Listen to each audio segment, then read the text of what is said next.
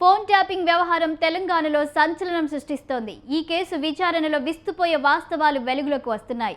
తాజా సిట్ దర్యాప్తులో మరిన్ని కీలక విషయాలు వెలుగులోకి వచ్చాయి. ఒకే రోజు 600 మంది ఫోన్లు ట్యాప్ చేశారనే విషయం కలకలం రేపుతుంది. ఈ లిస్టులో కాంగ్రెస్ కీలక నేతలతో పాటుగా బీజేపీ, బీఆర్ఎస్ నేతల ఫోన్లు కూడా ఉన్నట్లు తేలింది. 2023 నవంబర్ 15న నామినేషన్ల ఉపసంహరణకు చివరి రోజున మాజీ చీఫ్ ప్రభాకర్ రావు, ప్రణీత్ రావు టీం సుమారు 600 మంది ఫోన్లను ట్యాప్ చేశారని వెలుగులోకి వచ్చింది. మావోయిస్టుల ముసుగు వేసి ఫోన్లు ట్యాప్ చేసినట్లు వెల్లడైంది. ఫోన్ ట్యాపింగ్ బృందం మావోయిస్టుల పేరుతో అధికార, ప్రతిపక్ష మీడియా రంగానికి చెందిన పలువురు ప్రముఖులతో పాటుగా కొందరు జర్నలిస్టుల ఫోన్లు కూడా ట్యాప్ చేశారని తెలిసింది.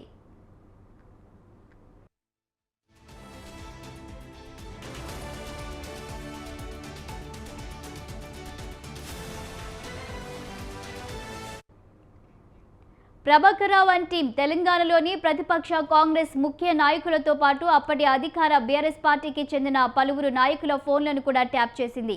ఈ జాబితాలో రేవంత్ రెడ్డి, అరవింద్, ఈటెల, రఘునందన్ ఫోన్లతో పాటుగా పలువురు బీఆర్ఎస్ నాయకుల ఫోన్లు కూడా ఉన్నాయని తేలింది. ప్రభాకర్ రావు అండ్ టీం ఫోన్ల ట్యాపింగ్ కోసం ప్రత్యేకంగా ఒక వ్యవస్థనే ఏర్పాటు చేశారు. దీని ద్వారా ప్రతిపక్ష నాయకులతో ఎవరు కాంటాక్ట్లో ఉన్నారు, వారికి ఆర్థిక సాయం చేస్తున్న వారు ఎవరు అనే అంశాలపై నిఘా పెట్టి ఎప్పటికప్పుడు వివరాలు సేకరిస్తూ పోలీసులతో దాడులు చేయించేవారని సిట్ దర్యాప్తులో వెల్లడైంది.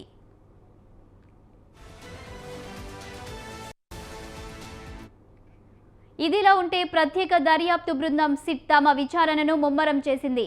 2023 అసెంబ్లీ ఎన్నికల సమయంలో ఫోన్లు ట్యాపింగ్కు గురైన పలువురు నేతలను సిట్ అధికారులు వరుసగా విచారిస్తూ వారి వాంగ్మూలాలను నమోదు చేస్తున్నారు.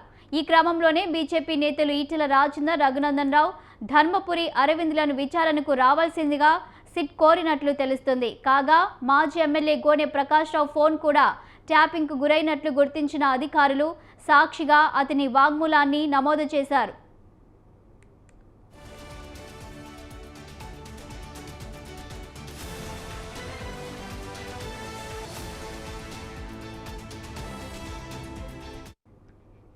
జూబ్లీహిల్స్ పోలీస్ స్టేషన్కు వెళ్లిన గోనె ప్రకాష్ రావు సిట్ అధికారుల ముందు హాజరై తన వాంగ్మూలాన్ని అందించారు.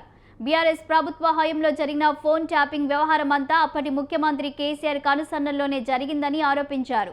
గతంలో సంచలనం సృష్టించిన ఓటుకు నోటు అంశం కూడా ఈ ఫోన్ ట్యాపింగ్ ద్వారానే వెలుగులోకి వచ్చిందని సంచలన వ్యాఖ్యలు చేశారు. సొంత పార్టీ నేతలైన ఎమ్మెల్సీ కవిత, ఎమ్మెల్యేలు పైలట్ రోహిత్ రెడ్డి, రేగా కాంతారావు వంటి వారి ఫోన్లను కూడా అప్పటి ప్రభుత్వం ట్యాప్ చేసిందన్నారు. ఎలాగైనా మూడోసారి అధికారంలోకి వచ్చి హ్యాట్రిక్ విజయం సాధించాలనే లక్ష్యంతోనే బీఆర్ఎస్ ప్రభుత్వం విచక్షణ రహితంగా ఫోన్ ట్యాపింగ్కు పాల్పడిందని గోనె ప్రకాష్ రావు మండిపడ్డారు. ఈ ఆరోపణలతో ఫోన్ ట్యాపింగ్ కేసులో రాజకీయ ప్రకంపనలు మరింత తీవ్రమయ్యాయి. సిట్ దర్యాప్తులో మరిన్ని కీలక విషయాలు వెలుగులోకి వచ్చే అవకాశం ఉందని రాజకీయ వర్గాలు భావిస్తున్నాయి. కాగా ఎస్ఐబి మాజీ చీఫ్ ప్రభాకర్ రావు చేసిన వ్యవహారాలు ఒక్కొక్కటిగా వెలుగులోకి వస్తున్నాయి. 2023 ఎన్నికల సమయంలో రేవంత్ రెడ్డితో పాటు ఆయన కుటుంబీకులు, అనుచరులపై నిఘా ఉంచడానికి ఆర్ఆర్ మాడ్యూల్ పేరుతో ప్రత్యేక వ్యవస్థ ఏర్పాటు చేసినట్టు దర్యాప్తు అధికారులు గుర్తించారు.